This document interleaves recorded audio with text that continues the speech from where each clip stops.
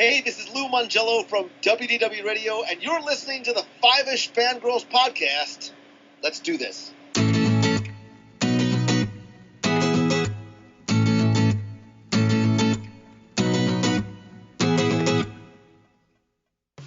We continue. I don't know what that was. That was a really bad mouse impression. Anyway, the tangents to squeak continue. I got so excited with all the announcements. I can't contain it. All the way to episode 468 of the Fiveish Fangirls podcast, and we're so excited because apparently the House of Mouse was all like, San Diego Comic-Con what? Hold your adult beverage, please. Parks and resorts, come over here. Hold my beer. Welcome everyone to this week's episode of the Fiveish Fangirls podcast. So glad you could join us. Let's start off like we do every week with the virtual table and see who's joined us this week. This is Brittany Bengal. This is Holly from Wisconsin. And this is Rachel in Indianapolis, Indiana. Hello, everyone. Hello. Oh, my goodness. Oh, yes. Like, where do we start? We hit the mother load. That's just yeah. Fandom Christmas has been very good to us. Oh, yes. It's like we were on the good list this year or something. Yeah, I think so. Yeah. Or they understood our griping. Yeah. And decided like, okay, yeah. Happy? Little column A, little column B, probably a little column C. We're finally getting back in the swing of things after the pandemic. Yes. But first up, we have some non-D23 news. Some of this, actually, I had realized that we had completely glossed over. Award season is getting ready to start again. We got the Emmy nominations like a month ago. Oh, oops. Oh, wow. Yeah, I forgot about that. Yeah. We've been a little occupied with other stuff. Yeah. So, yeah, of course, Emmy Awards, TV. But that being said, we do have a few things nominated, including The Crown getting nominated for Best Drama, Only Murders nominated for Best Comedy, but a number of our cast from The Crown, of course, Imelda Staunton as Best Actress, Drama for The Crown, Dominic West, Best Actor for The Crown, all three of our main for Only Murders, so Steve and Martin for Best Actor and Selena for Best Actress. Okay, so can we please get a tie for Steve and Martin? And Martin, please. Yeah.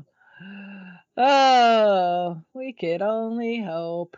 Mm-hmm. Meryl Streep did get a Supporting Actress. Yes. Nomination. So Paul Rudd got nominated for Supporting Actor. We agree on a lot. Like Paul Rudd. Everybody loves Paul Rudd. I didn't know this was going to happen. Mm-hmm. Again, more of The Crown. Elizabeth Debicki, Leslie Manville, Jonathan Pryce, Divine Joy Randolph got a nomination as Comedy Guest Actress for Only Murders. Matthew Broderick got a Comedy Guest Actor for his appearance in Only Murders. So that's cool. X-Men 97 got nominated for Animated Program. Nice. Yes, so that's pretty cool. A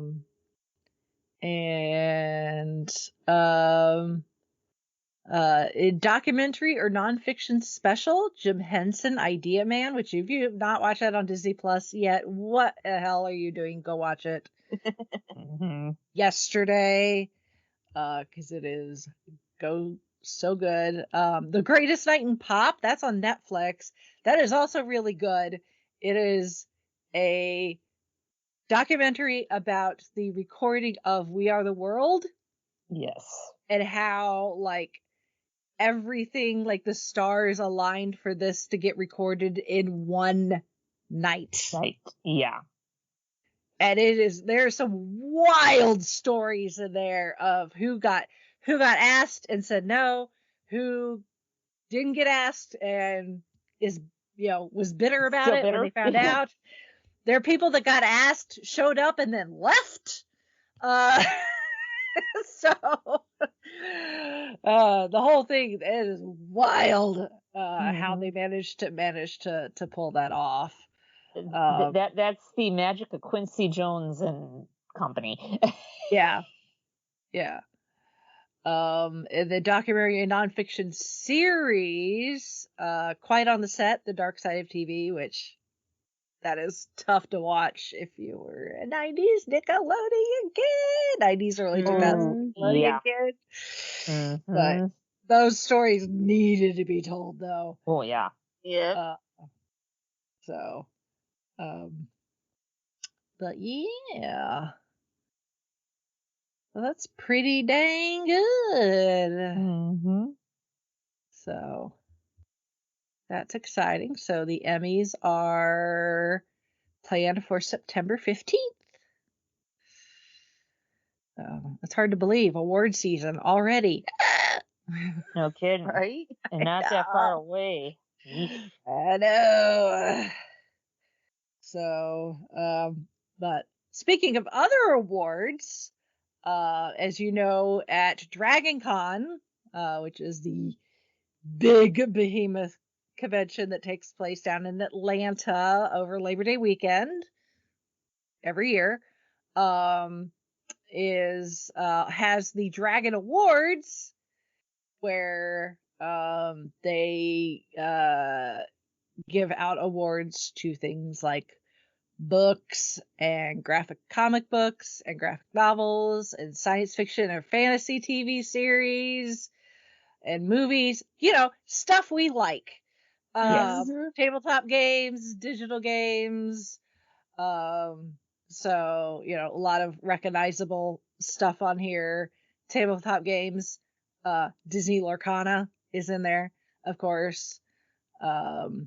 Funny best digital game, Helldivers 2, which Chauncey has been playing almost nonstop. Good for him. It's like he's playing that, and everyone else I know is playing Baldur's Gate 3, which is also nominated.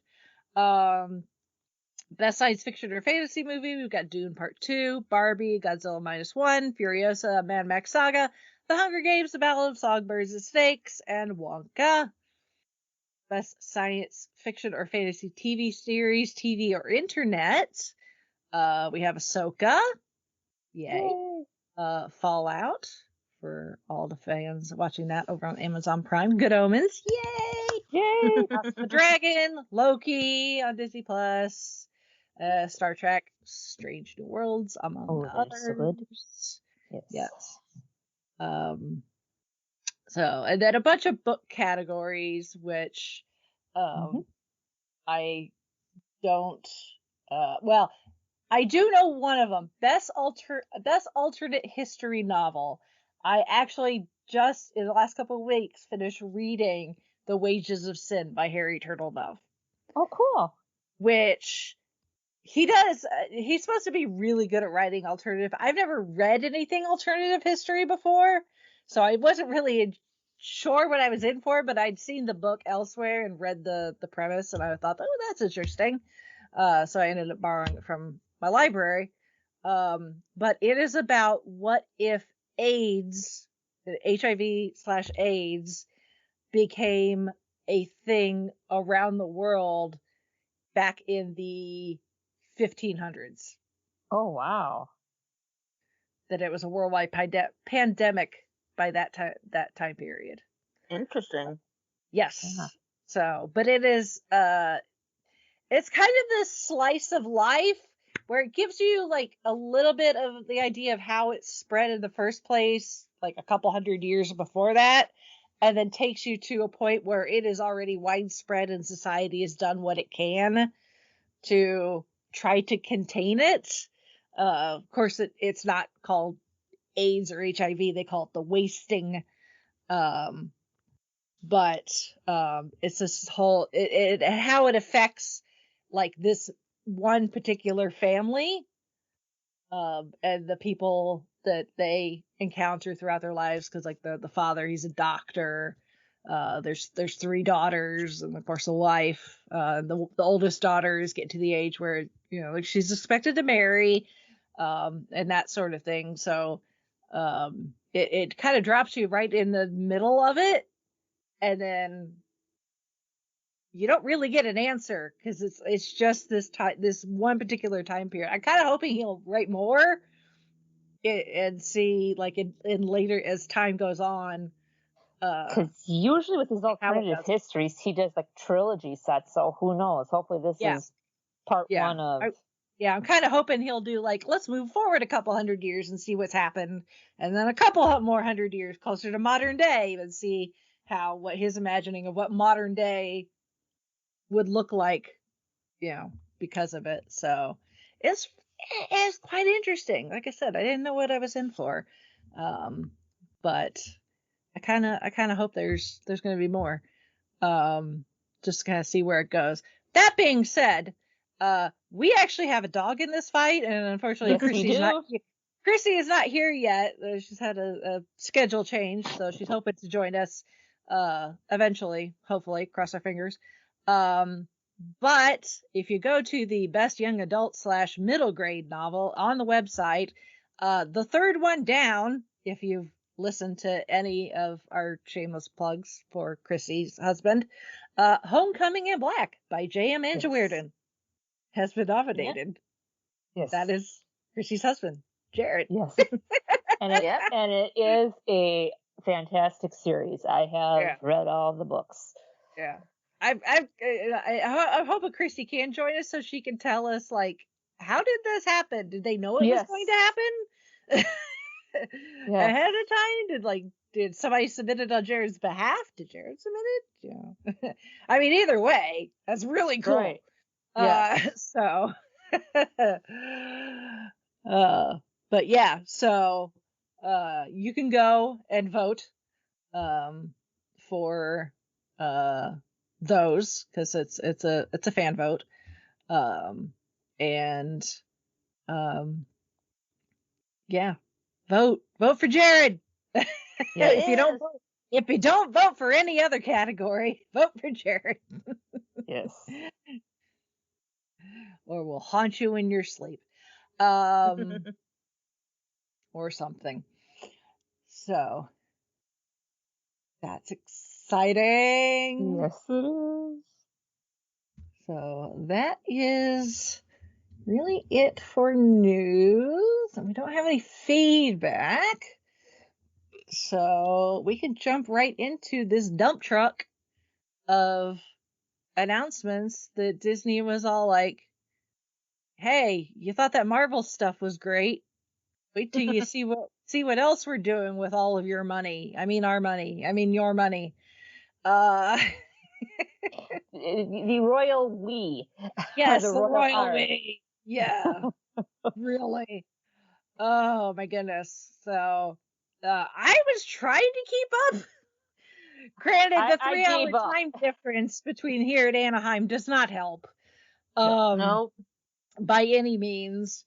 Of course, Lou and Becky were there with their WDW Radio / Mouse Fan Travel booth. Hopefully you saw some of the pictures and stuff, especially the balloon sculpture Lou Mangello, among other things, that Becky posted at one point. Mm-hmm. Like, oh yeah, it looks just like him.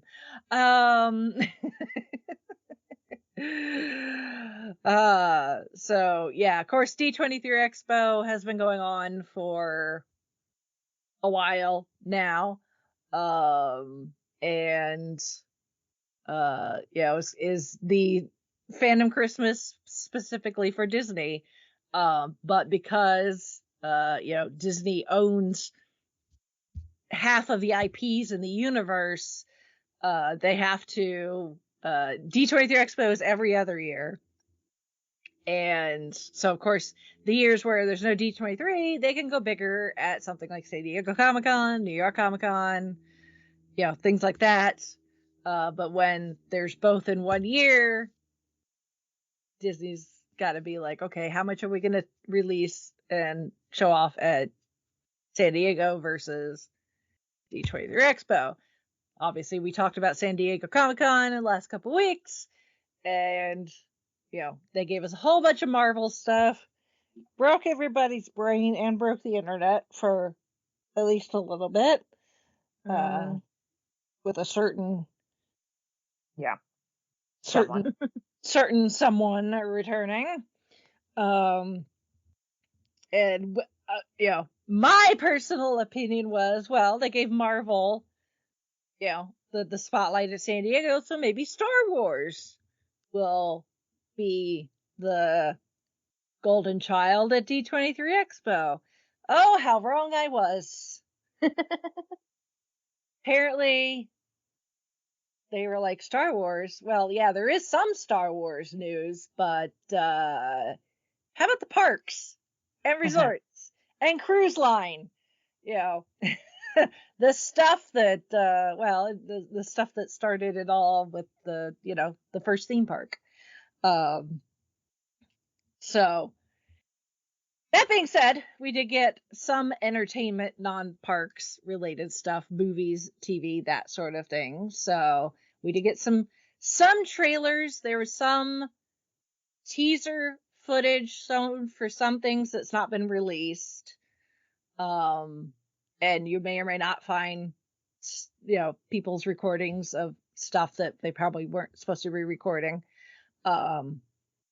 I'm not condoning that. I'm just saying, if you know where to look on the internet, you might find stuff. And a lot of concept art for stuff that's really far out, in production. So we've got stuff that's coming soon versus stuff that's not due out for several years. So your mileage may vary on what there is to look at. That being said, we did get a trailer for Moana 2, giving us a bit more of the plot. And apparently Moana now is a big sister. Uh-huh.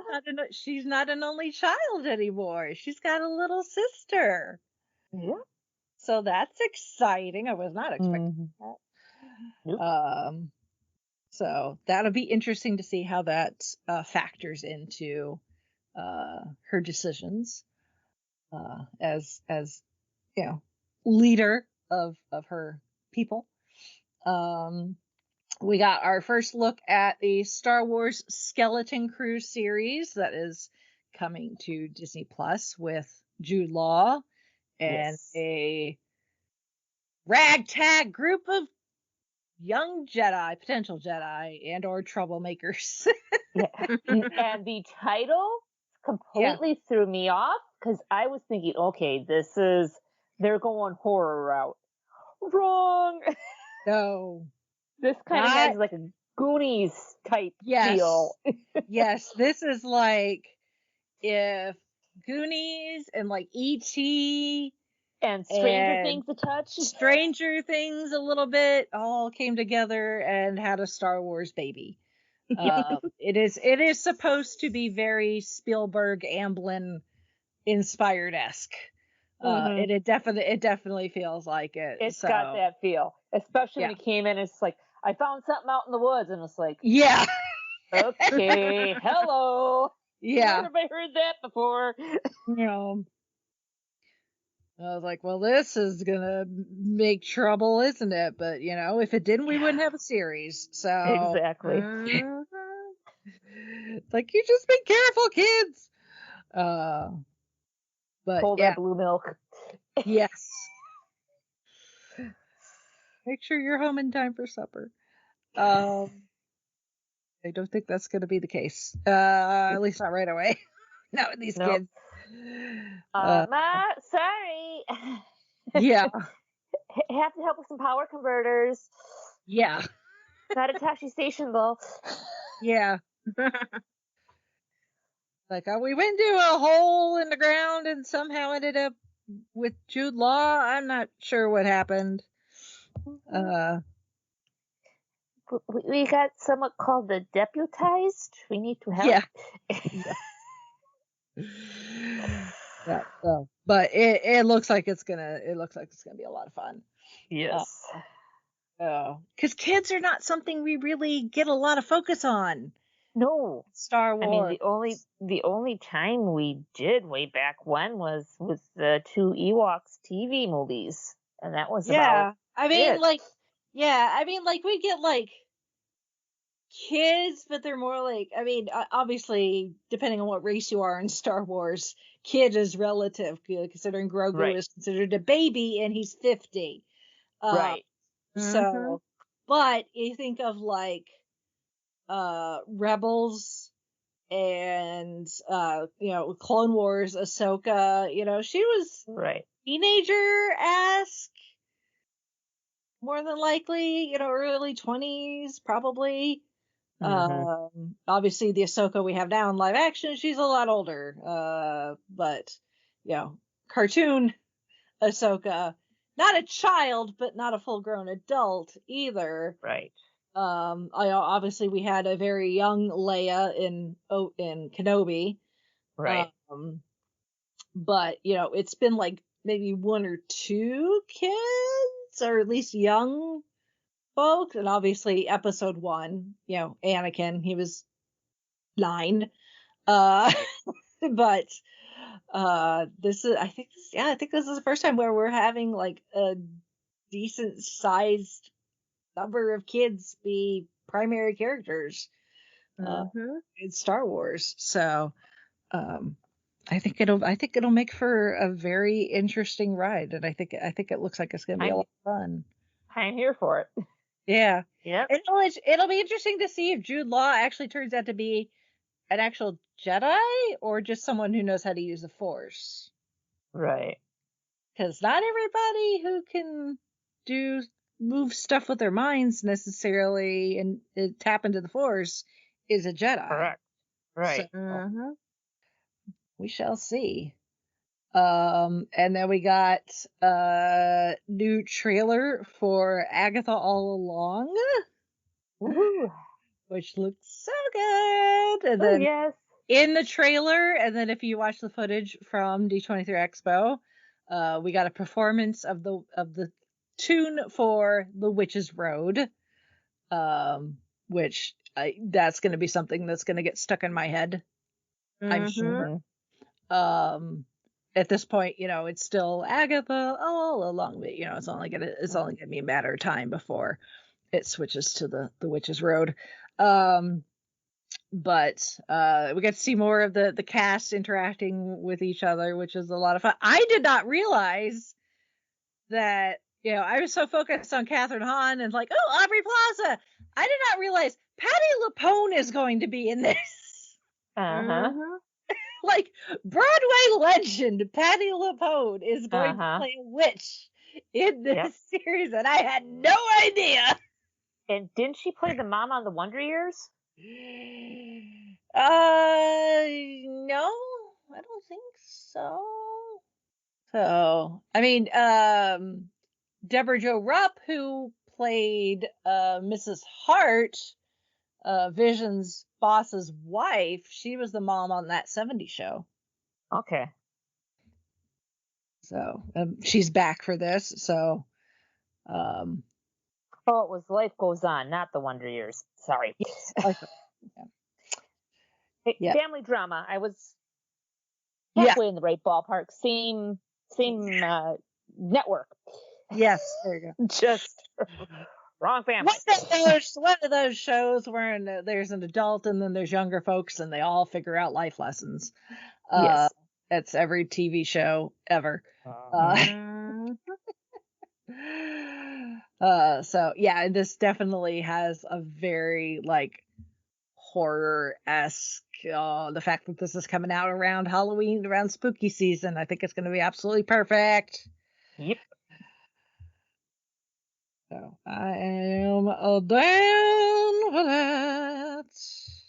Same here. Yep. And then we've got our first look at the live action Snow White, for better or for worse. Mm-hmm. Yep.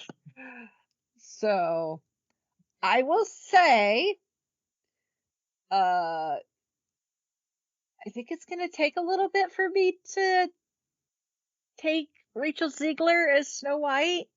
Yeah. It's not that the live action looks bad. It's just she doesn't necessarily.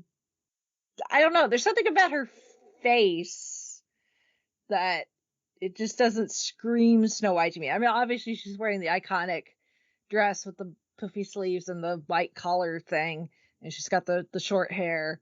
But there's just something about her that's just not screaming Snow White to me. Now, that being said, Gal Gadot is the evil queen. She looks fabulous. And she can give Lana Parrilla a run for her money in the evil queen category. Yeah. I was like, if that continues to, if she continues to look the way that she does, I will show up for Gal Gadot. Uh-huh. Oh yeah. As the evil queen for this. So, but beyond that, yeah, this could go either way. I really think this could go either way. This could be a flop, or it could be. I don't think it's going to be a huge hit. I think maybe it could be decent, but time will tell. I think so. That being said, we also got a look at Win or Lose, which this is going to be Pixar's first ever original series. So Pixar's never done series animation before, but it's about a kid's like little league baseball or softball, I don't know how you can tell the difference, team, and the their life in between, during and in between games. So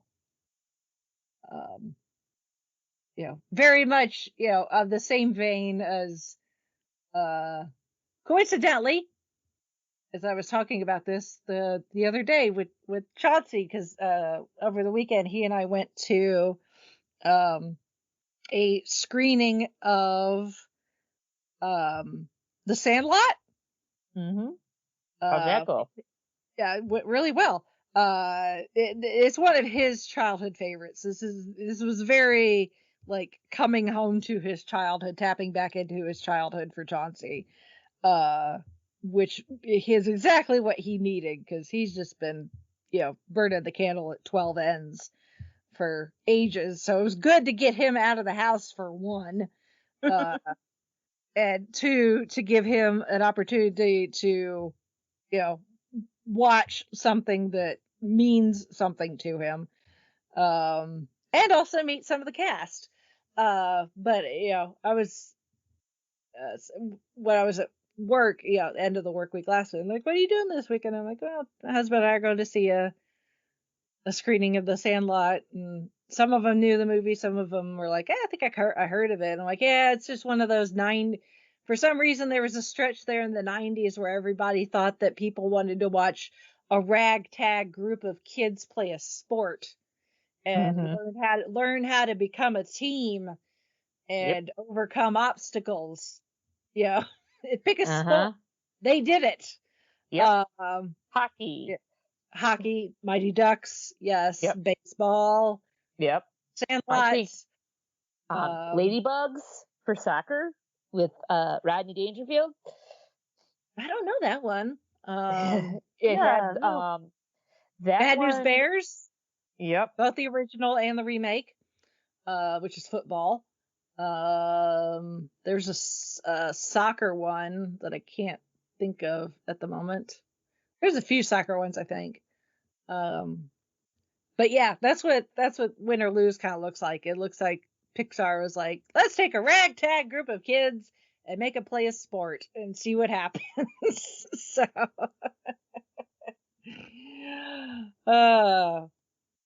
because kids can learn a lot by playing sports, I guess.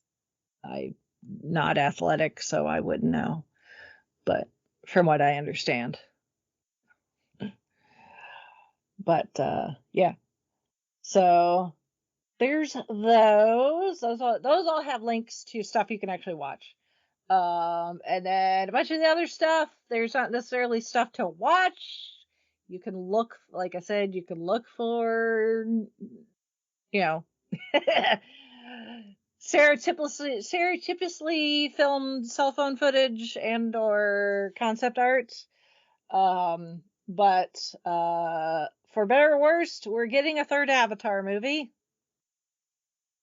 This time it's called Avatar: Fire and Ash, which honestly I think is what they should do with the franchise. But that being said, going on, they are going to create a spin-off series for presumably for Disney Plus, part of the Inside Out universe, called Dream Productions. And it will be an animated series that will follow the movie studio that makes the dreams in Riley's mind. That sounds pretty cute. Yes, it does. Yeah. We are getting the second one. Yeah. Sorry. That's okay. We are getting Toy Story 5, for better or worse. The premise, though, I kind of like the premise. I could kind of see, if we're gonna do another Toy Story, bringing it forward in making it more modern. So this is how our intrepid, again, ragtag group, we like ragtag groups, of toys handling modern kids who would rather play with screens and electronics instead of analog toys like blocks and dolls and action figures. How do the toys manage when the kids that would normally play with them are more addicted to their screen and they're playing Fortnite or Roblox or whatever, which I'm sure Disney will Disneyfy those. Although they could always, I was say they could always steal some of the properties they used in Wreck-It Ralph, but I don't even know how many kids these days would play any of the stuff that's in Wreck-It Ralph. So they could have like a Sugar. I guess if they wanted to put Sugar Rush in the Toy Story universe. Ooh, there we go. Yeah. have like a little crossover with an OT. Mm-hmm. Yes. So, granted, those are two different animations, but but still, True. It's all Disney. So, but yeah, I once I read the premise, I was like, actually, I kind of like that idea. So, because it's like all the kids I know that I hang around enough with to know how. Yeah, there are some that they will play, with actual toys.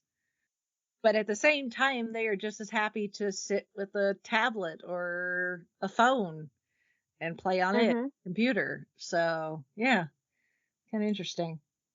So we don't have a date on that. We are getting Incredibles 3, which that I'm kind of excited about because I love the Incredibles. Yes. Yeah. So, Give and me more Edna, Bradford, who please. brought us the first two, is bringing us the third. So, that's good. So, give me the same person in charge, which is always a good thing because they know the material. So, and also that probably means that Edna Mode will appear in the movie because Brad Bird does the voice of Edna Mode. Oh, cool. I love Edna. Yeah. You can't have the Incredibles without Edna Mode. Exactly. Among others. Oh, Frozen appears too. Yeah. Oh yes. Yeah, I love him. Not that Samuel L. Jackson needs the paycheck, but he needs a little spending money. yeah. those golf. He's got kind of. Daddy's got to buy himself a new golf set, golf clubs. Samuel L. Jackson really likes to play golf. If you did not know that. Or he needs to upgrade his golf cart. Yes, or that. So. Or if he doesn't have it, he should look into getting one. Yeah. Just don't name it Lola. Yeah, exactly. So, we have gotten confirmation of Frozen 3. Right now, it's not due out until 2027. So it's going to be a hot minute. And they have pretty much confirmed that we also are getting a Frozen 4. So, at some point after that. That being said, much like they did for Hamilton, where we got a professionally shot version of it, so like if you can't go see Hamilton in person, you could watch it on Disney Plus. Frozen is getting the same treatment. So there's a pro shoot of Frozen that will be released on Disney Plus sometime next year. Which that's pretty cool. I have seen Frozen, the obviously not on Broadway, but the Frozen show, and it is really good. It is really, really good. So I'm excited for people that have not had a chance to see it to finally watch it. And there's some added songs in there that are quite fun and moving. And then partially segueing off to that, because I know there's no real good way to put it, because we're talking about Frozen already, so that gets you talking about the stage musical. And since we're in stage musical territory, they have announced that Hercules will have its premiere on London's West End next year, in 2025. Nice. They had a performance at D23 with Hercules singing Find My Way, and then the Muses doing a performance. The Muses, they're so good. I love the Muses already. Just in the cartoon, and to see them in live action, oh my god, I'm there just for the Muses, honestly. The rest of it is just cherry on the sundae. Although I'm really interested to see what they do with Hades. I really hope they can bring the sassiness over to the stage version. Right. Otherwise it's just pointless. So yeah, that's due next year. And then we don't have a date on this, but Disney is adapting The Greatest Showman. Nice. So I've been wondering when that was going to happen. Yeah, me too. It was like, it's really only a matter of time before this somebody is like, okay, we'll do it. And of course it's Disney. But yeah, we don't have any sort of date on that, or where it's if it's going to come to Broadway first, or if it's going to go to London first, who knows. But yeah, we are getting The Greatest Show, which I am kind of down for it, actually. So because it's slowly, they've been testing, somebody's been testing the waters, because I watched, what did I watch? There was some production, I think it may have been British or something, celebrating musicals or something, and there was a performance of The Greatest Show from The Greatest Showman.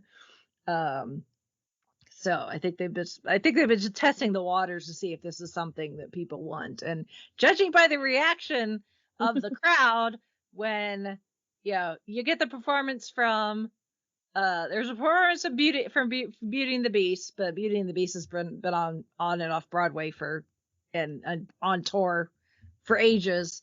But I think they're putting some focus on it while other stuff is is still in development. And then there's the performance from Hercules, and then the performance from Frozen. And then it went dark for a little bit, and then you just had the opening. If you've heard the soundtrack to The Greatest Showman, you know how it starts.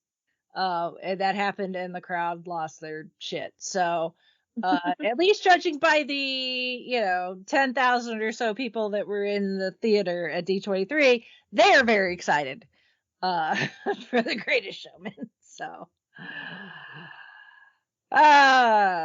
so there's that. We're getting a sequel to Zootopia, which works out well because Zootopia is getting more exposure in the theme parks, but we will get to that. But Kihei Kwan is joining the voice cast for Zootopia 2. He is voicing a snake named Greg. Which, when you think about it, it's kind of funny considering in Loki his name is Ouroboros, which is essentially just a snake swallowing its own tail. Yep. And he was in Indiana Jones, and Indiana Jones hates snakes. Key, you may want to talk to somebody about the snake thing, unless you don't have a problem with it. In that case, go where your bread's buttered, dude. If snakes is what it takes, go right on ahead, dude.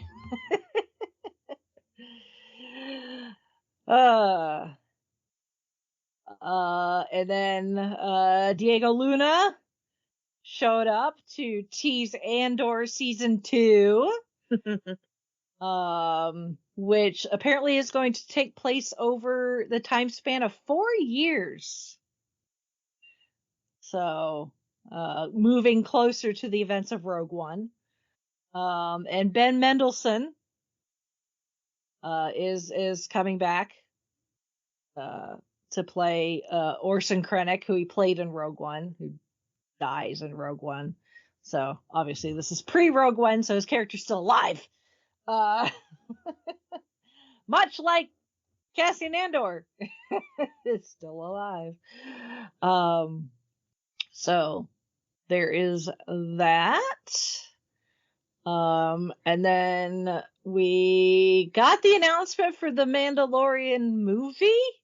The Mandalorian and Grogu, due out in 2026.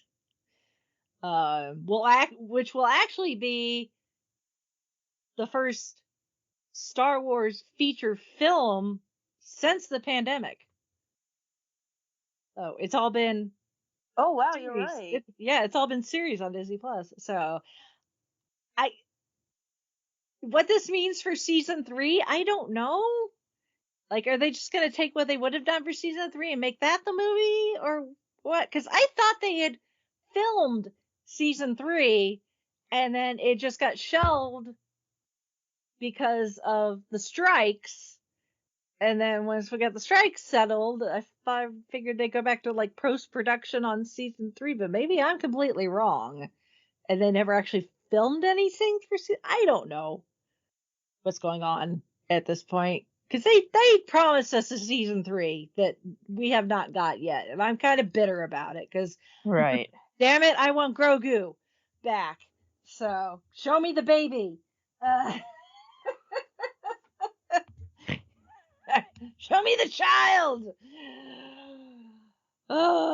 So, I don't know. We're just going to have to wait and see, I guess, what happens with the Mando and Grogu, if we're gonna get a season 3 or if we're just gonna go straight to film. What did I say? What did they say on Community? 3 seasons in a movie. We need that 3rd season before we get the movie. And then, I wish I could see what the people saw for this, but they had a teaser for Daredevil Born Again. And most of the cast was there, Charlie and Vincent, and all the faces we love. So that is due out in March. So not that long, actually. And supposedly they're getting ready to start production on season 2. So wait so anxiously for that.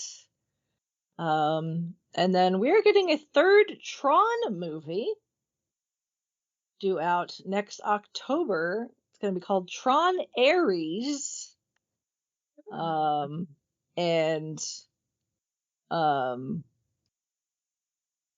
the premise for this is, unlike the 2 previous films, which we did an episode covering Tron and the Tron universe, instead of going into the world of Tron, some of the people and certain motorcycle type transportation is going to be entering the real world.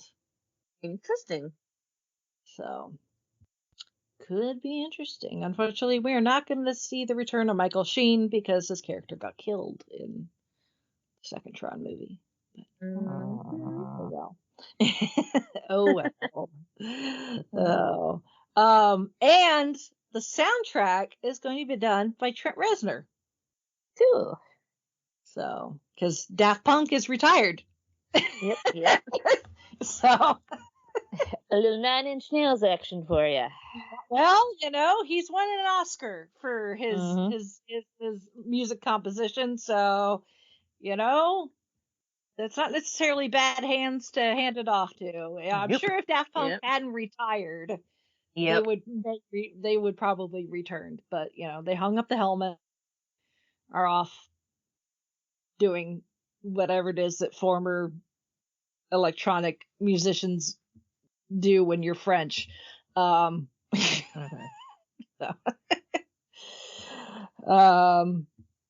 And then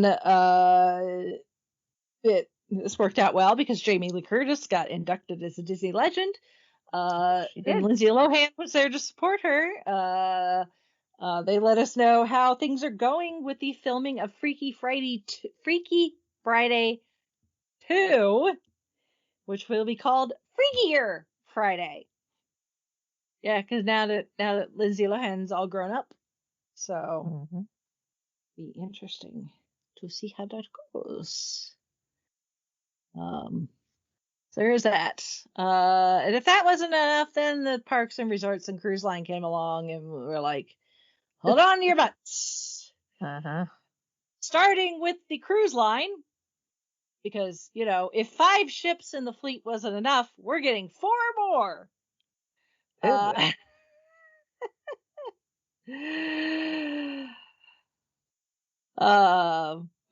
I should say 5 ships in the current fleet, 4 others already in the works, and then 4 more on top of that.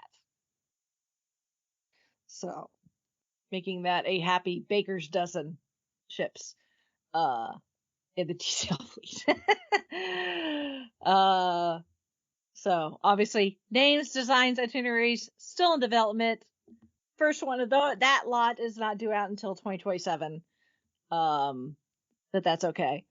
That being said, the newest ships that have either just started sailing or getting ready to, including the Disney Destiny, is getting its version of the Hercules Broadway show starting November of 2025, which the Disney Cruise Line versions are shorter. They're like an hour as opposed to a couple hours. Because I've seen both the Disney Cruise Line and proper stage production of Frozen. And very similar. I mean, obviously Disney puts all the money into both versions. with all the costuming and the special effects and all that fun stuff. It's just the cruise line versions are shorter. They give you the TLDR stuff you need to know. But that's interesting because I don't think I've ever seen Disney do one of their shows on the cruise line at the same time that same show is debuting on stage. I think this might be a first, honestly. So interesting. So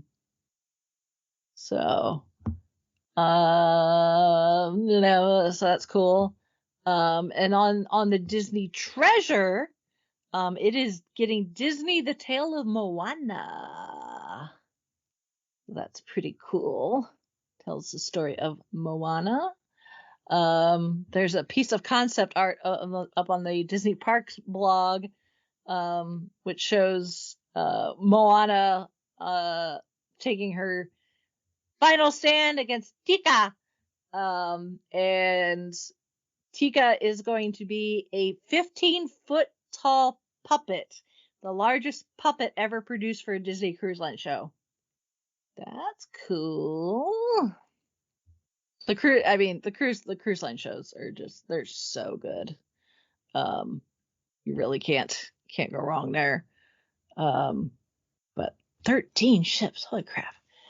Yeah. At one point I was like, there were 4, and I've been on 3 of the 4, and now it's like I've been on 3 of the way more than 4.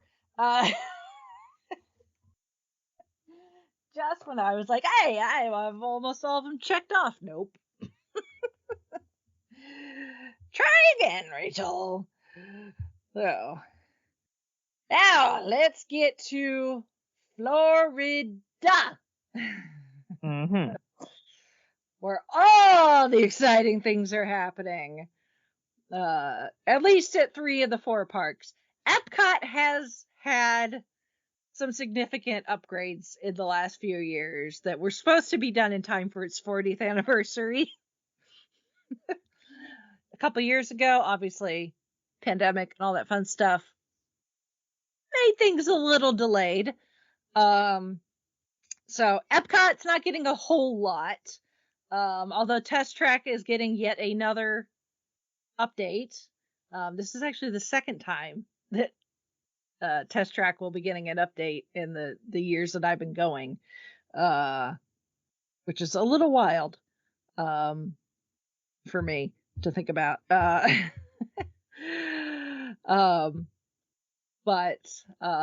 So you can go find video on YouTube. Just go find original Test Track, and you can see what the line and the design for the attraction was.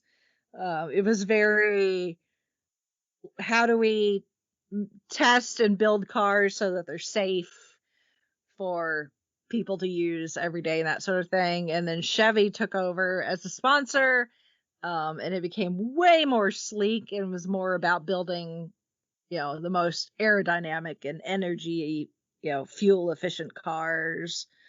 And essentially it was the exact same attraction, like the layout and everything was the same. They just redecorated it and gave a new soundtrack and all that fun stuff.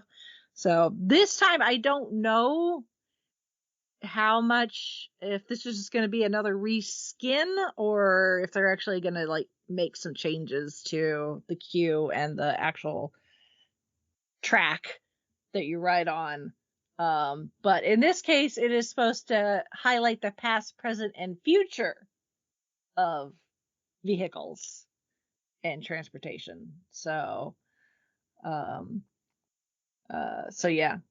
So it's supposed to be a blend of technology, history, and supposed to be, they're calling a scenic outdoor route, reminding us all the joys of driving. Considering how I know that the grand finale of Test Track ends, it'll be scenic and outdoor. I don't think it's going to be a Sunday drive though, unless that drastically changes. For those who have no idea what I'm talking about, you can go watch video. So, and then they are putting a lounge over by Spaceship Earth. That is something that Disney has started doing in all the theme parks, is putting lounges that are, just small, themed, kind of, not, I don't want to say bar, because that gives the wrong connotation. They're lounges. That's what they are. So you can go in, you can get drinks. They usually have specialty design drinks for the location. There's one that Chauncey and I went to with some friends one of the last times we went to Walt Disney World at Animal Kingdom, and had some of their specialty cocktails. And then they have like tapas, or small plates things, food you can get. So it's not going to be a full meal, but if it's someplace little appetizers. You just want to get out of the heat and kick your feet up for, like an hour and just, sip on, a drink and nibble on some things and just chat, with friends and stuff. They're not bad. So there's one going in at Spaceship Earth. I'm not sure exactly where that's going to go, considering there is already a lounge nestled inside Spaceship Earth, but that is a private lounge for employees of, I want to say GE, but I don't know if that's still the case. So I don't know if they're going to take that private lounge and turn it into this lounge or what. I don't know. But that's cool. And then over at the studios, excuse me, we are getting Monsters Inc. Land, which I think is kind of cool. Ooh, excuse me. So that is going to go in, I'm not sure where that's going, actually. In the Hollywood studios, to be honest for you. Does it say? Of course, Billy Crystal was there to help. Where is it going? In the park. Yeah, that one was a little. It does not. Yeah, it does not. Where they. I noticed they kept a lot of things vague about. Hey, there's. Oh yes. Hi. Hey. Hello. Hi. I'm here. Yes. Yeah, because I'm trying to think of the layout of the park, because if you're looking at it top down on a map, in the like 10, 11 o'clock area, that's where Galaxy's Edge is.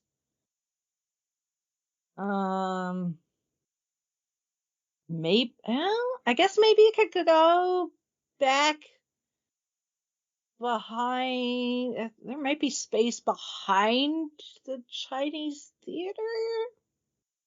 So yeah, it's not very clear.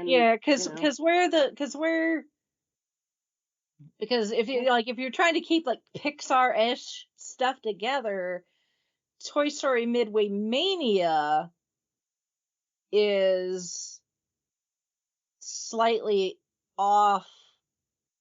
Catty-Corner is kind of 2-ish o'clock. But that road used to lead to the back lot, but that's where Galaxy's Edge is now. So I'm actually looking at the entry on the Disney Parks blog, and it doesn't really say.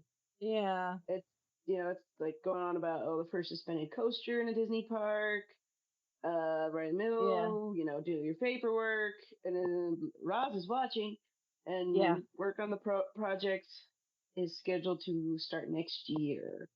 Yeah. So that's because there also used to be a where you could meet Mike and Sully, but that was part of the backlot as well, which is now part of Galaxy's Edge. So I don't know, because Galaxy's Edge took up a lot of real estate. Yeah. So I don't know. It's like they're announcing all these great big things, and people are like, well, you know, cool. Where exactly is this gonna go? And they're like, don't know yet. Yeah. Don't know. My guess is some cast members are probably losing a parking lot, more than likely. Probably. That would make they're gonna make them park in Ocala. Probably. Sorry, you're gonna have to park in Frostproof, where my grandmother used to live. You'll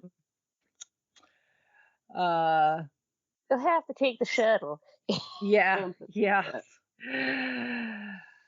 Yeah. So that being said, it looks really cool, and I really like Monsters Inc. and I really like the idea of, you know, going through a door and entering the world of the monsters and fun stuff. And please have an Easter egg TARDIS store like you did in the movie. Yes, really. Is that too much to ask? Yeah, and a suspended coaster, that is cool too, because yes, that is not something that the Disney parks have.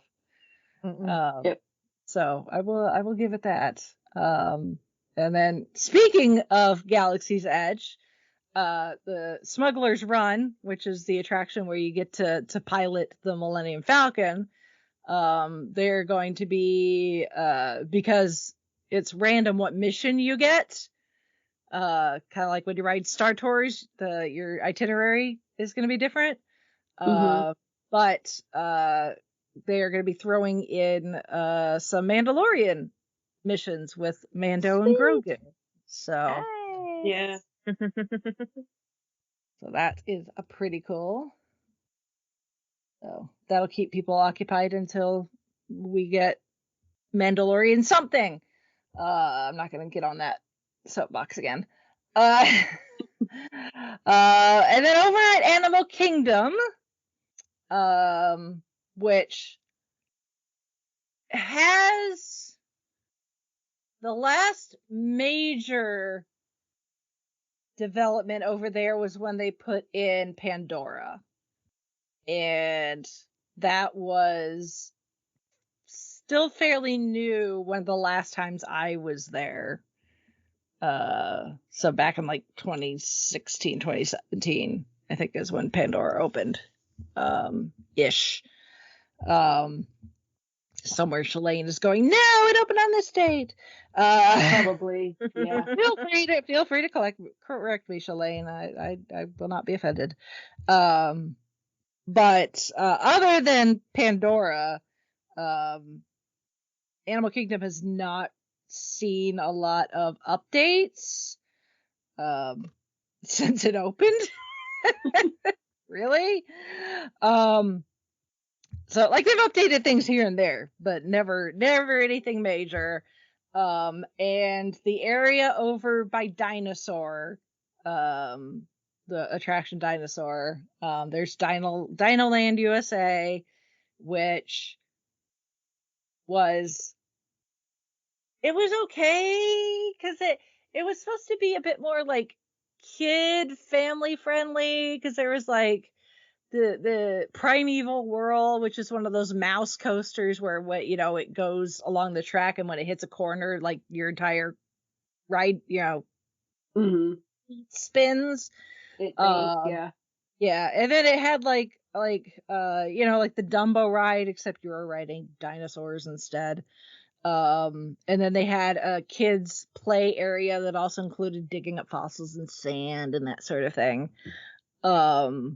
But that area has not always been beloved. So a lot of people have been waiting for something to happen. They closed Primeval Whirl ages ago. And the rumor mill has been swirling for forever, that, that all of that was going to get refurbed. Now we have confirmation. So that entire area, the Dinoland USA, is getting gutted. Dinosaur, the attraction, is going away too, unfortunately. Although it's going to be a little bit of time, so you do have an opportunity to go ride Dinosaur 1 or 2 more times. Catch that dino. But we are getting an area that's going to be called Tropical Americas. So it's going to be a land that, with the magic of Disney theming, is going to feel like it's always been there and has been lived in. And there's going to be a large hacienda that's going to be one of the largest quick service restaurants at Walt Disney World Resort. And yes, we have finally reached a mention of food. Yay! And I don't, some real mention of food, not drinks and appetizers in the lounges. We're talking restaurant food here. So there's going to be a large fountain in the center where the villagers like to gather and tell stories. Additionally, a woodcarver has created a giant working carousel featuring his favorite animals from Disney stories. So there's going to be a new carousel, but all the instead of horses, it is going to be various animals that appear in various Disney stories. I know they showed concept art of one carved to look like Kevin, I think, from Up. So yeah, now I'm questioning myself though. Can you really call it a carousel? I can't remember which one. Carousel and merry-go-round, they're 2 different things. One is just horses, the other is animals. It can have other animals besides, or not just horses. I can't remember which one. I think the definition is pretty loose. Yeah. Although a carousel seems to be a little fancier. Yes. I know at our local amusement park, it's called Lagoon. They straight up call theirs the merry-go-round, and it is a bunch of different animals. Yeah. So that kind of makes me think maybe merry-go-round is the one that's not just horses. Maybe. Because all the really fancy ones I've ever seen that are, they're called carousel. They have the posh term. They're all horses. Yeah. Now that I'm thinking about that, so I'm like, yeah, it's probably. But then again, I don't think people. I mean, I'm sure there's carousel aficionados who insist upon the correct terminology, but the rank and file people who are just like, it's a merry-go-round. Like, go ride the tiger. Or the cheetah or whatever. Yeah. The Kevin. Yes. The Kevin. All I know is you can't make a pun with merry-go-round like I did years ago when I went to a friend's wedding, and the place where they had the reception had a carousel, and we could ride it as much as we wanted to, which that was a lot of fun, especially with an open bar. Oh dear. Oh boy. Yeah. But of course I taking pictures of myself on my animal of choice, and then somebody I know happened to be near me and be like, hey, selfie. And I don't think I looking back, I know I did not coin the term, but I used the hashtag #CaraSelfie. So that neat. That doesn't quite work with merry-go-round. So No, not really. And I think Disney, for myself, I'm just going to use the word carousel so I continue to say #CaraSelfie. So yeah, and the Disney marketing machine being what it is, I I can almost guarantee they will insist on the influencers saying, "Hey, do a carousel-fie. Make sure you use that hashtag." Probably. The things you think of when there's an open bar. So there should be that, which will be fun for, all ages. But then we are getting a new Indiana Jones attraction. And I read somewhere it's going to be like Indiana Jones and like the something like ancient beast or something like that. Yeah, it's Or some kind of beast Indy. thing. Yeah, Indy has discovered a lost Mayan temple, and of course, when he discovers something like that, he has to go inside. Yeah, but yeah, there's a mythical creature deep within the temple, and he's got to see it. This is the description that Disney gave us, and he's got to see it for himself. So he brings us along the adventure. But will there be snakes? It will probably be a giant snake because this is in the spot where it used to be dinosaurs. Yes. And, it's not too far of a leap to be like, oh, if we get like, a brontosaurus or something, like, well, let's just make that a snake. Mm-hmm. It's, just take the neck and there you go. Yeah. Because if there's one thing that Indiana Jones would probably really hate more than a bunch of average sized snakes, is one big ass snake. Uh-huh. That is true. So, but that's exciting. And this is supposed to be completely different than just a copy and paste with slight changes to the one out in California, which we discussed when we talked about Indiana Jones recently. So that's exciting. Again, as we were saying when we talk about Indiana Jones, it is an IP that's he's not walking off into the sunset. Even if Harrison Ford is maybe done with playing said character, the IP Disney is like, no, it's a beloved character. We're gonna keep using it. So, and I'm here for it. As much as I love Dinosaur, it has aged. So just a little. So that's cool. And then we're also getting an Encanto themed ride. So we're going to the casita.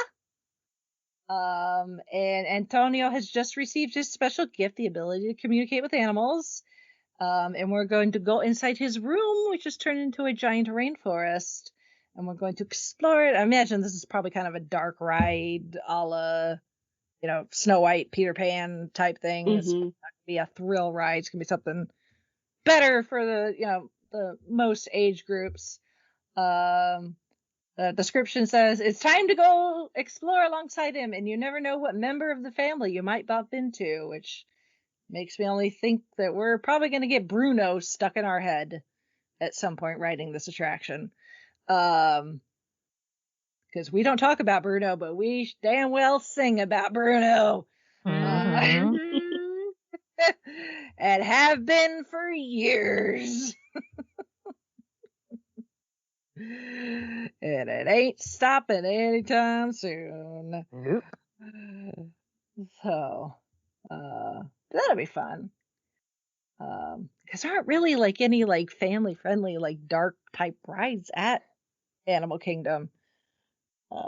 So that'll be good. It's good that they're still making sure that there's stuff like in this general area that's friendly to all ages or most ages. So that's good. And as I mentioned, Zootopia, we're getting a sequel to the movie, which works out well because over at the Tree of Life Theater, which is the giant tree in the center of the park, it's the weenie for Animal Kingdom. If you go in the trunk, there's a theater where you wear the 3D glasses. And it's A Bug's Life. And it's most of the bugs from A Bug's Life, showing us humans how important bugs are to the planet. Which that in itself is fine. It's a song and dance number. It's supposed to be the bugs putting on a little stage show for us, and they've made us all honorary bugs. But then of course Hopper comes along and tries to be a jerk, because that's who Hopper is. That's a little dated for one. Two, I'm not sure we want to keep Hopper as a character in the parks, considering he's voiced by Kevin Spacey. So right. and some of the legal things that he's been having. Yeah, it might be a good time to say bye-bye to Hopper. Yep. So might be. Yep. So now we're getting Zootopia Better Zoogether, which will feature Judy Hopps, Nick Wilde, and all their friends from Zootopia, the show. Zootopia Better Zoogether will take guests on an adventure through different biomes and opens next winter. So that is that. And then over at the Magic Kingdom, which has not had, other than them putting in the Tron light cycle attraction, there has not been a major update to the Magic Kingdom since New Fantasyland opened, and that was in 2012. Oh dear. And I distinctly I know it was 2012 because I was there on grand opening for the grand opening ceremony for New Fantasyland, and that was the year that I had to utilize an electric scooter to get around the Disney parks because I had broken my foot. So 2012, kind of hard not to forget. So yeah, it's been a hot minute since the Magic Kingdom seen some upgrades added to it. Starting on the smaller end, we're getting another lounge, this time Pirates, over by Pirates of the Caribbean. I'm sure there will be at least one specialty drink on the menu that includes rum, if not multiples. Otherwise, Disney, you are really dropping the ball there. Thankfully, because it's Disney, the run should never be completely gone. So that's good.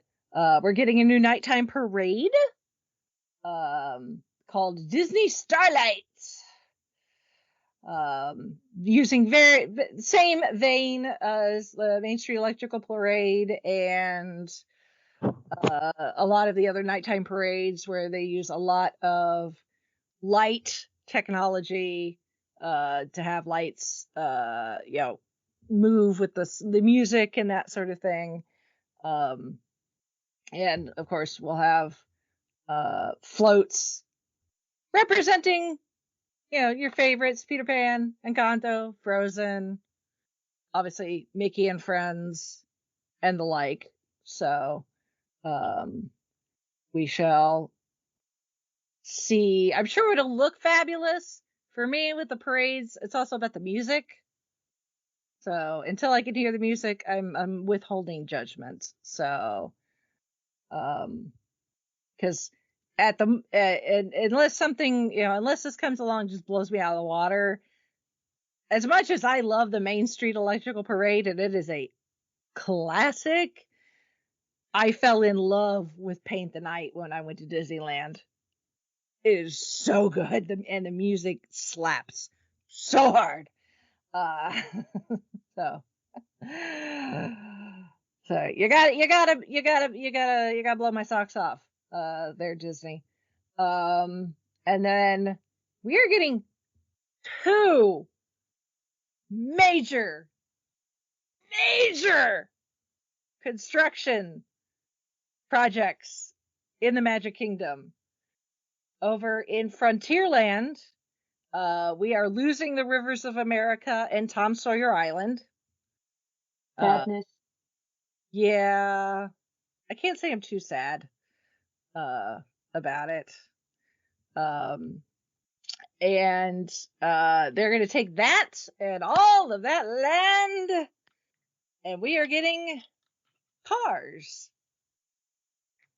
So it will not be, again, it's not going to be a copy and paste of Cars Land that's over at California Adventure, although Cars Land is really, really cool. So this is going to be, of course, we will have a Cars attraction where you're riding in cars. But in this case, instead of a like a street race, kind of go, like taking the one road, the main road that runs through, the town in cars, which is Radiator Springs. Route 66. This is going to be a rally race, so this is going to be off-road. So you're going to go climb up mountain trails and zipping around geysers, and of course playing in mud puddles because Mater loves mud. So we're gonna have that, and then there's also gonna be a more younger friendly attraction that they've not really given us any details about that. So yeah, it's not gonna be a repeat of Radiator Springs, but it's still gonna have that Western feel to it that Frontierland already has. I'm of two minds of this. Like, okay, I get like the Cars has the whole, Western feel, but it's not really Frontierland. Like, I don't know. It's like the theming seems off to me. And I don't know. I feel like with all these like Pixar things that they're doing, or that they're just kind of trying to shoehorn in. It's like you guys could have like made a whole other Pixar land and done that instead of here we gotta muscle our way in and tunnel in and put something new in. I don't know. It just kind of seems a lot of IP, and then losing some of that like park owned, like the Disney park only sort of stuff, if you know what I mean, like stuff that isn't necessarily from movies. But I don't know. We'll see how it goes. Yeah. Oh, like I said, I can't say I'm really gonna miss Tom Sawyer Island.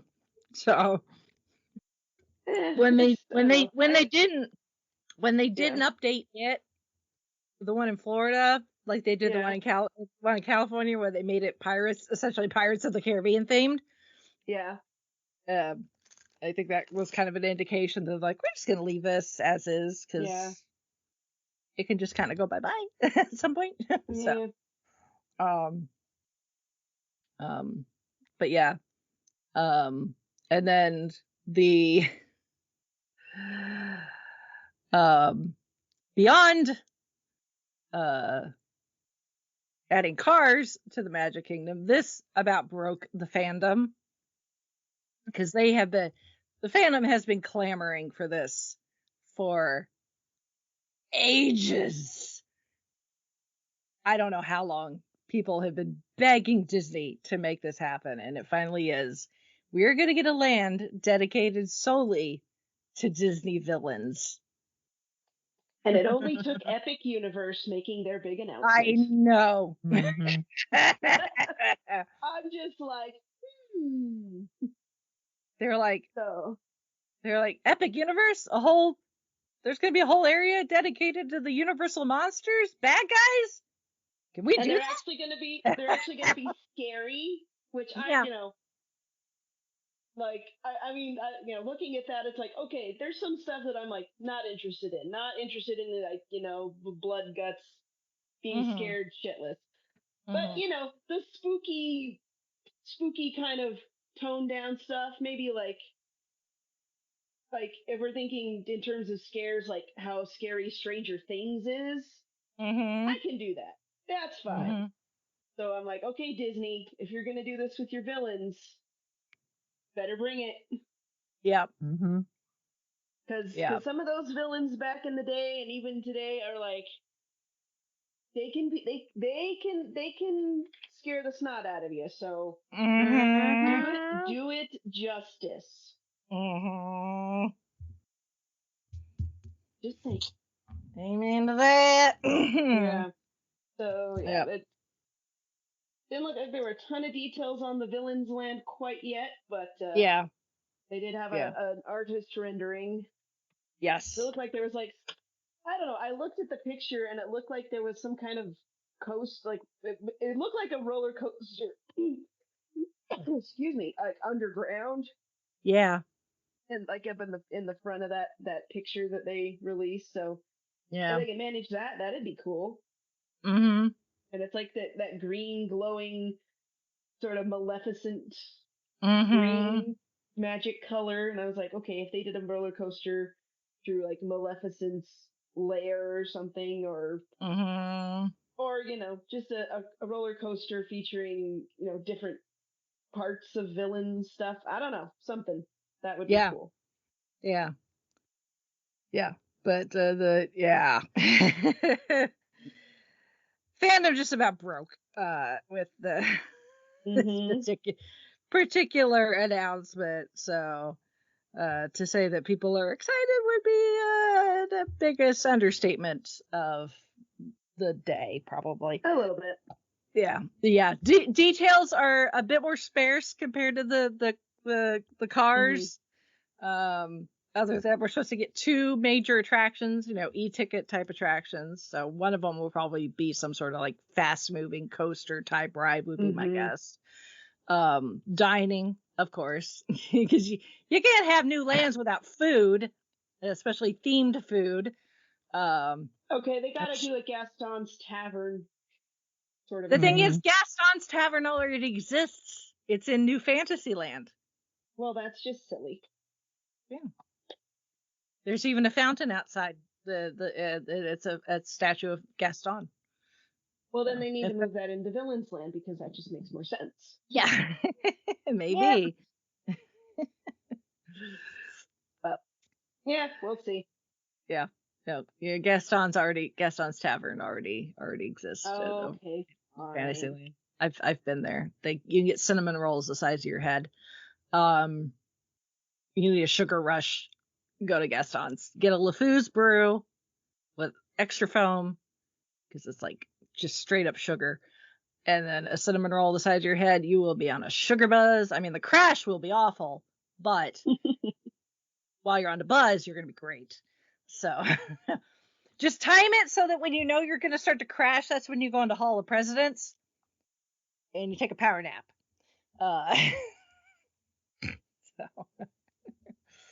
But yeah, so those are the big announcements from D23 Expo. I'm sure there's some maybe minor things that we may have missed, but there was so much, especially out of the parks and resorts, that it's just like, it's hard to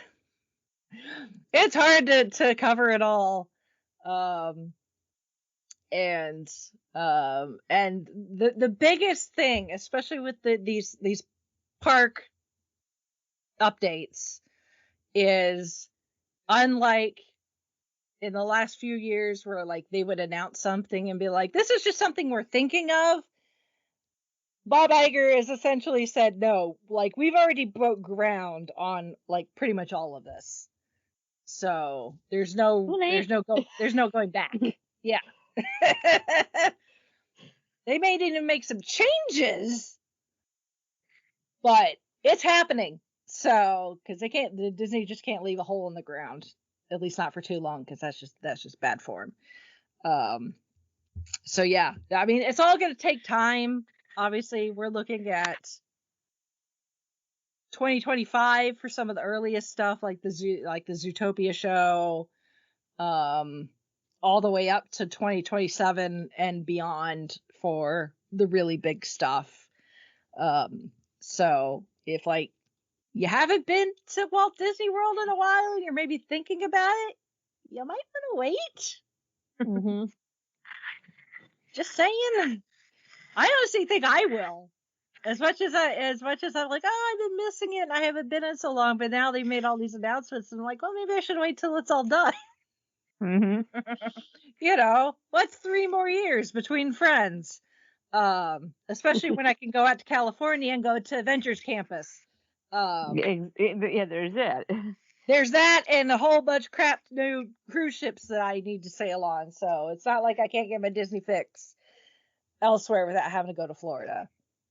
So just remember that, folks, that obviously Florida is the big one, because it's got 4 parks, and a bunch of hotels and a bunch of other fun stuff to do. But, they got some interesting stuff. If you can travel to not Florida, go to California if you can. If you can travel outside the U.S., they got some amazing stuff in Shanghai and Hong Kong and Tokyo. Even Paris has been getting some upgrades recently. And they got a Marvel themed hotel.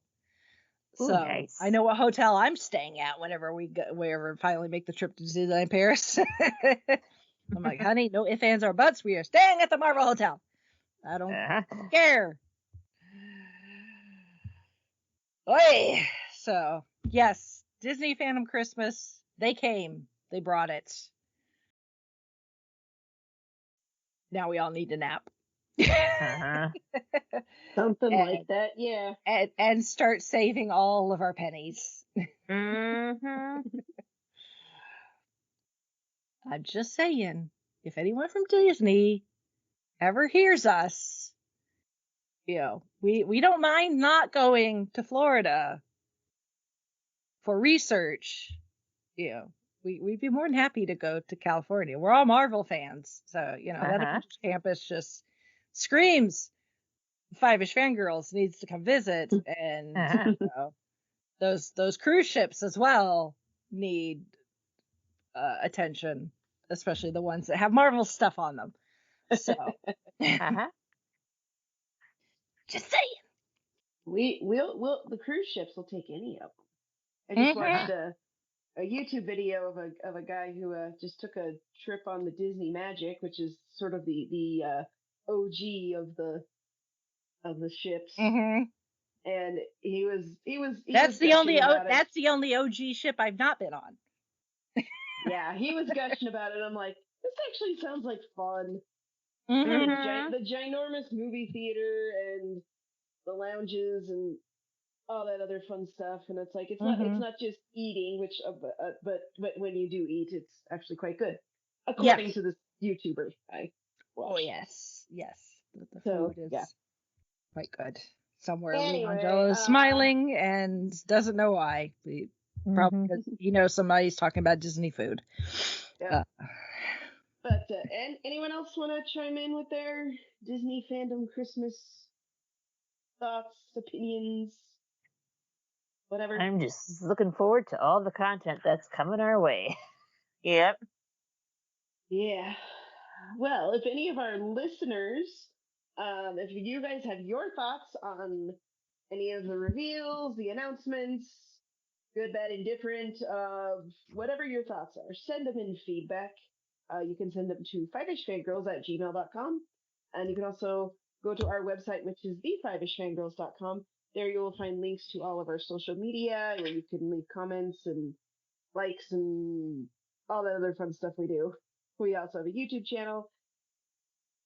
And you can, sorry, I lost my train of thought there. It's been a day. Actually, it's been a couple of weeks.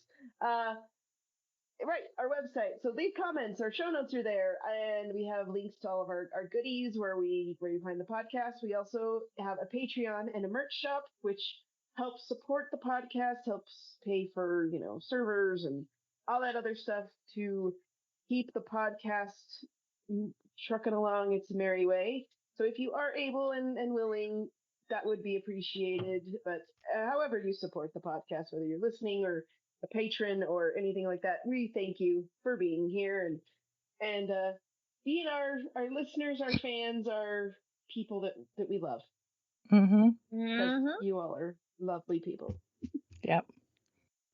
And we will reiterate, make sure you go check the show notes and click that link to go vote for Jared in the Dragon Awards. Yes. And Chrissy, we need to know how that happened. Yes. We need to know the okay, backstory. Well, it kind of was a shock, but there is a small press. Well, this is what we think. We don't know for sure. But Jared has his circle of writer friends, acquaintances, people who just kind of wander into the online groups and stuff. And they're all just kind of this big community. And there's some small indie presses. And there's one, and Jared isn't sure if this is the one, but he thinks it is. It's called Raconteur Press. That they put a slate of nominees. So like when the Dragons Dragons open for nominations, people just they say here are the categories, write in your, I can't remember if it's like anywhere from 1 to 5 of different, and it has to have been published within this time frame, and people will talk about like, well, what's the best one? So a bunch of people will kind of group together and say, okay, these are the ones we're nominating, and we think it's some of the raconteurs. We're not sure though. I want to stress that because I don't want to get in trouble. Yeah. Saying this. But it's okay because the Dragons actually encourage that kind of thing. They're like, hey, if a group of you think that a certain book is worthy of a nomination, go ahead and you all put it in. It's okay. It's all good. And then they announced the nominees last week, and we were like, Jared and I, we were just kind of sitting and doing stuff, and I like saw, oh, my Dragon Award ballot's here. I'll look at it later. Because I think I was doing something with Lottie. Well, then Jared is like, oh, have you seen your dragon ballot yet? Like, well, I saw that it got here. It's like, look it up. I'm like, what? And I'm like, just do it. And so I'm like, looking, he's like, look under middle grade YA. And I'm like, and the way that the ballot, because like the way it shows up on the website and the way it shows up on the ballot are two different things. So the website looks one way, which looks all nice and pristine and shiny and professional. The ballot is like I think it's like a Survey Monkey form, which is fine. Because Survey Monkey is useful in its own way. And I was like trying to read it, and the way it was on the Survey Monkey, my eyes just kind of glossed over it. And I'm like, I have no idea what I'm looking for. So Jared just grabbed my phone from me and scrolled to the spot and like, look, and I'm like, So the Dragon Awards, it's with Dragon Con, which is held, I want to say Labor Day weekend. So you can probably turn in, so you have until then to submit your ballot. I'm not saying to vote for Jared, but I am strongly encouraging people to do it. So, and there was a little bit of drama in one of the other categories. I don't want to go into that too much. But Jared was just kind of floored. I was floored, and we have no idea. We have no idea. We have no idea if he'll win. We know I've been telling people someone at work today even said like, is it your husband that's nominated for the Dragon? I'm like, how the hell did you know that? Because we really haven't. I'm like, and she's like, oh yeah, someone put it in like the work Slack. I'm like, really? So she was like, oh, I'll vote for it. It's okay. And another coworker's like, I'll vote for it too. Send me that link. Aww. So if you want to vote, you have to go to and we'll put the link in the show notes. You go to the link, you have to register to get a ballot. So so they will email you. So once you register, they'll email you the ballot and you can vote. And there's a bunch of different categories, everywhere from books to movies, video games, shows. You can even vote on the best illustrated cover. And there's tabletop games. So there are some categories. Maybe you're not familiar with the tabletop games. That's fine. Skip it. Or just pick something that you think looks good. I don't know. So if you're not sure and you don't feel comfortable voting in something you don't know, that's okay. You don't have to vote for every single thing if you don't want to. But middle grade, it's a Jared's book, Homecoming in Black. It's the he's on books. Yeah, this is the sixth of his Morgan Black series. And they're all on Kindle Unlimited. So if you have Kindle Unlimited, you don't want to. I mean, if you want to buy the book, go ahead. But Kindle Unlimited also helps us too. So you can read the whole series. You can just read the one. I think this one, like obviously there's stuff that's referred to from the beginning of the series, but you can pretty much get what the story is if you just want to read the one that's nominated. Actually, I need to ask Jared if there's like been a bump in like page reads or anything like that from the nomination, because that would be awesome. So yeah, so we don't know. They'll announce the awards at Dragon Con. Obviously, we have no way of getting there because it's in Atlanta and plane tickets are expensive, and going out there just to maybe not win, or I don't know. Either way, but it'll be cool. Jared's really excited, and we're trying not to get like too shaken up about it, because there are some really good ones that are nominated with him. And I'm not just saying that because that's what you're supposed to say when you're nominated for a thing like that. But I kind of hope he wins. Because that award, if you've ever seen the Dragon Award, the trophy you get, it's cool they're looking. pretty. They are cool They looking. are pretty. It's like a ball of flame. That's like, and it's got like this orange and yellow and blue sort of metallic thing in it. It's really neat looking. So I don't know. We'll see. We actually do know people who have won before, so it's cool. So anyway, if you feel so inclined, please go vote. Like I said, the link's in the show notes. Check out the other nominees in the other categories, but definitely vote for Jared. It's Homecoming in Black by J.M. Anjewirden. And yeah, you'll see it. But appreciate that, and I hope people read and enjoy the book, because he has gotten so many compliments and so much praise about it, and it just makes me happy because he does good. It's awesome. So yeah. So Dragon Con, and so you have it's kind of like in the hierarchy of conventions. You have like San Diego, and I guess New York is in there too, and then Gen Con, and then Dragon Con. It's one of the big ones. Yeah.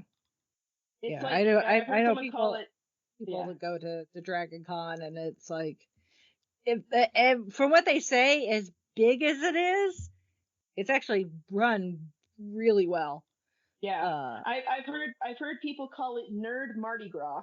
Yes, because they have like a parade, and it like takes over all of downtown, and it's this whole thing. It's one of those. It's like, this is a bucket list convention, and I wish we could check that off this year, but there is no way.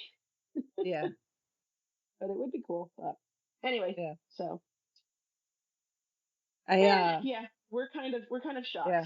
I was reading the fine print on the website. The voting period, you can vote once, but the voting period is open until September 2nd.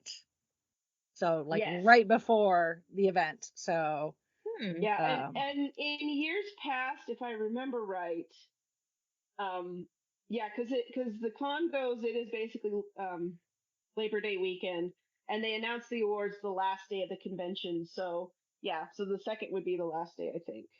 And then you like hop on Twitter or whatever, and they're like announcing them, and it's being reported as as it happens. So it's fun.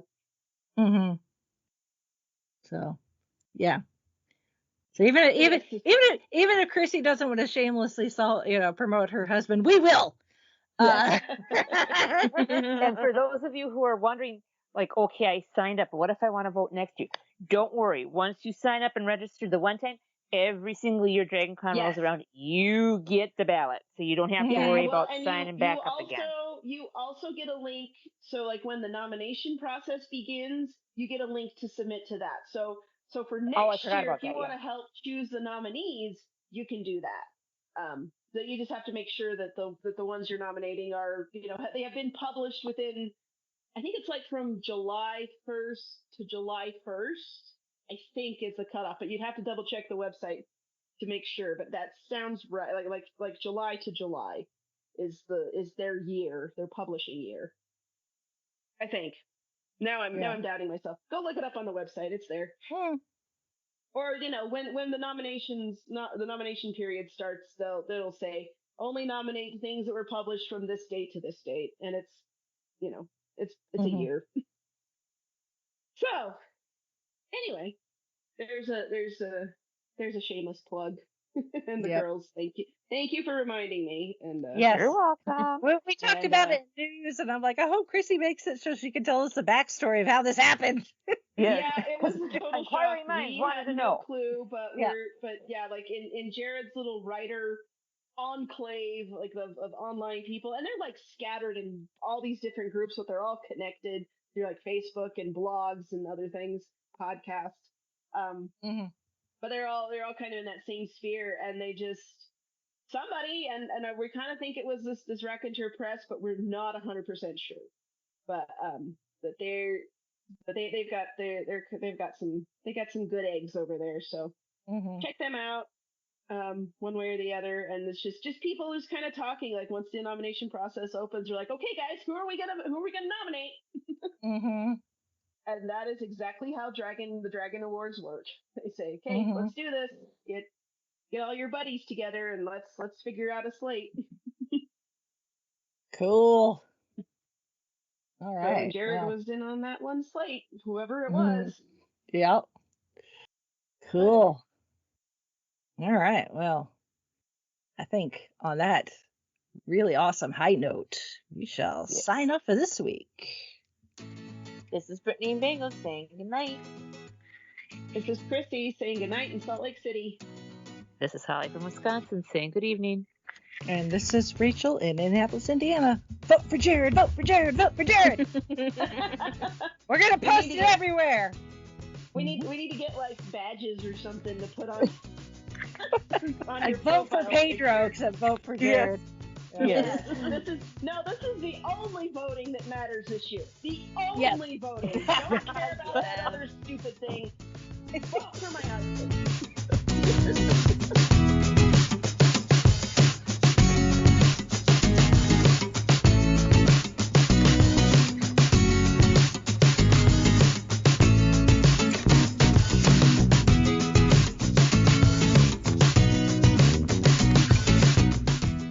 Thank you, our Fiveish fam, for joining us on this week's geeky journey. If you enjoyed the show, don't forget to subscribe, rate, and review. Stay connected with us on our website, thefivishfangirls.com, and follow us on most social media with @FivishFangirls. Plus, check out our nonprofit, Fangirls Give Back, to see how we're making a positive impact in our community. Until next time, stay nerdy and let the squee continue.